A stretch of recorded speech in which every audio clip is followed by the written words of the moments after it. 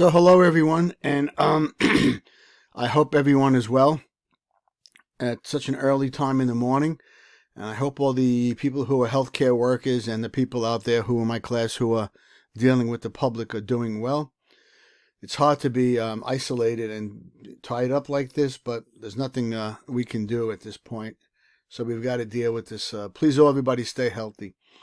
So we're going to talk about Chapter 11. There's 140 slides in Chapter 11, so I'm not going to cover all 140 of them. It's, so this is a big chapter, and there's a lot of stuff in here, okay? So I'll go over just the high points, okay? All right, so basically, we're going to talk about portfolio weights, right? And portfolio weights are simply a fraction of the what percentage of each stock is in your investment, right? In your portfolio. And remember when I would show you mine, we could have done a portfolio weight, okay? So we could have done that. So the weights must add up to 100%, okay? So obviously this varies all the time, obviously, right? The fact that it adds up to 100%, I mean, the value of a particular investment is going to change all the time, right? That's going to change. And so is the total value of my portfolio. That's going to change. So each weight will change and vary over time as stuff goes up and down. And you saw that on mine, so that was obvious. So the return on the whole portfolio as a whole, again, is the weighted average of the returns of each investment in the portfolio, right, where the weights correspond to the portfolio weights. So here's the weights, right, that we just calculated, and here's a weight. So this is now another way of calculating the return on your portfolio. While I sip my coffee. So here's the return on your portfolio, and it's the weights times each individual return of each stock, and you add them up, and again you get sigma, which means sum, just means add up, times basically the return, individual return times the weight of each individual return. All right, so let's go through this example. If you buy 200 shares of Dolby Laboratories, Dolby is a company that provides sound suppression system for electronics at $30 a share. And there should be a comma here, right? Of Coca-Cola at $40 a share. If Dolby's share price goes up $36 to $36 and Coca-Cola's falls to $38, what is the new value of the portfolio and what return did it earn?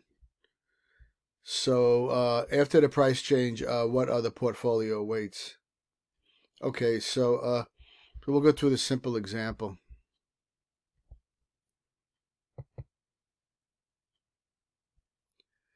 All right, so the new value of the portfolio, right, is the new price. Here's the new prices, right, and here's the number of shares, right. So it's 11,000, the overall portfolio, for a gain of $1,000 or a 10% return on your original $10,000 investment, right? All right, Dolby's return was 20% and Coca-Cola's was minus 5%, right? We lost money on Coca-Cola here. So given the initial portfolio weights of 60% Dolby and 40% Coca-Cola, we can also calculate the portfolio's return from 11.2, right? So here is the weights, right? And here is the so 20% and minus 5 of the return, and a 60% and a 40% with the weights, okay? After the prices change now, we go through this math again. And the new weights now, this was the original weights, right? Whoops. Sorry about that.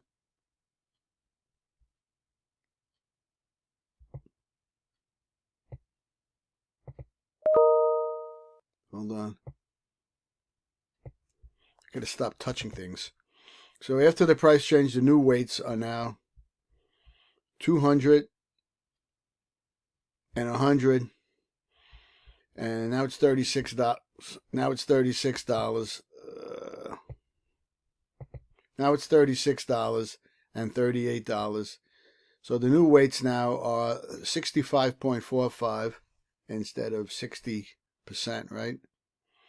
And in 34.55 instead of 40. So they still add up to 100, but because of the price change, the Dolby XD has a higher weight, right, in your overall portfolio.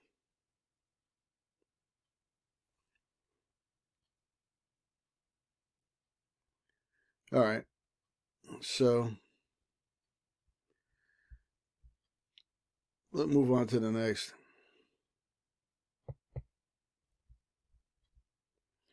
Suppose you buy 500. So here's another example, all right? And I won't go through this.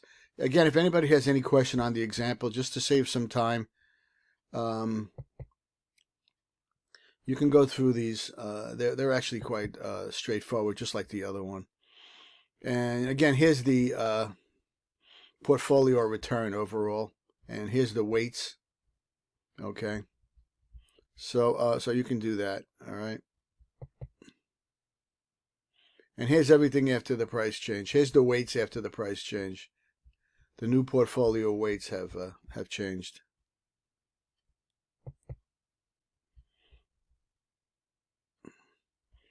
All right, so the expected return. So this is an important relationship here, and it's regarding expected return. The expected return is what you expect to earn based on any information you may have regarding the stock or the investment you have.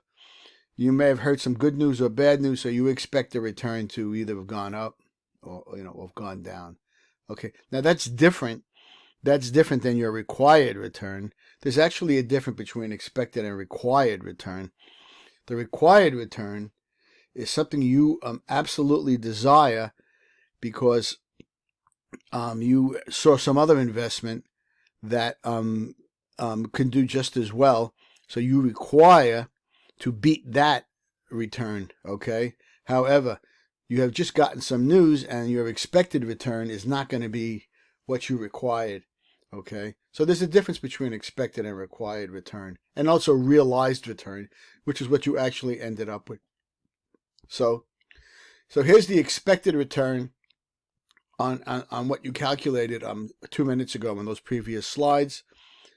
And basically, you could pull out, you notice how they pull out the sum, and so the sum of the expected returns. Here it's the expected return of the sums, but now because of mathematical equivalence, it's the sum of the expected returns. And again, because the weights are not part of the expected return, you can pull those out too, okay? So it comes out to be, it's the sum of the weights times your expected return. So this overall here is simply the sum of what we saw. And we just do this for the expected returns too. So it's the same math that comes about. So suppose you invest 10,000 in Ford, and suppose you invest 30,000 in Tyco. You expect a return because of information you may have heard of 10% for Tyco. What is the portfolio's expected return?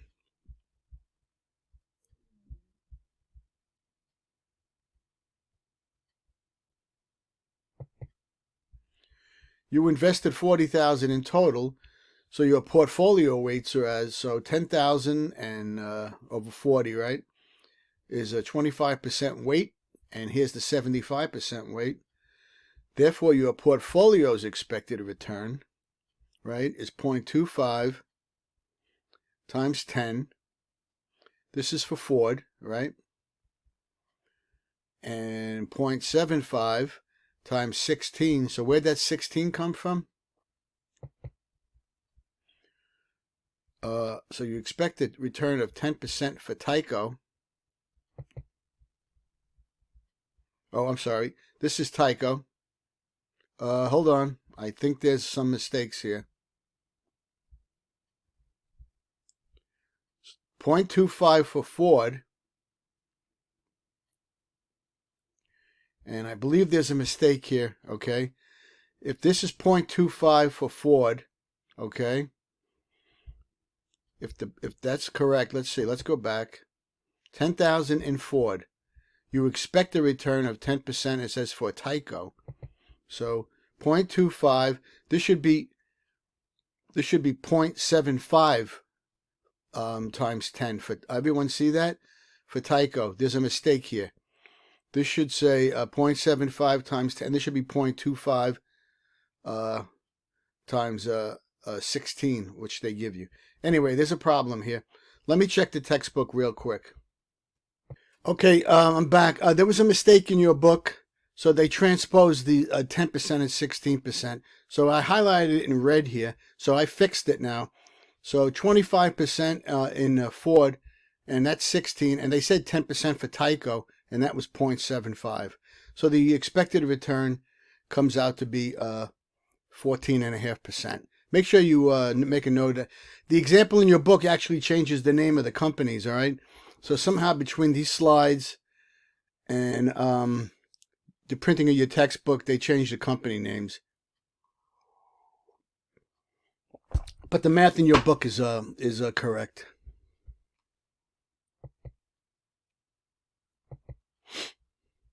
Okay, here's an alternative example, and I'm going to assume the math is correct here. It says 18% for Intel. So 18 and 25,000. Here's the weights. Okay, Intel, so here's the correct weight, and here's the correct return. So this example is correct. Okay. All right, I'll move on to part 2.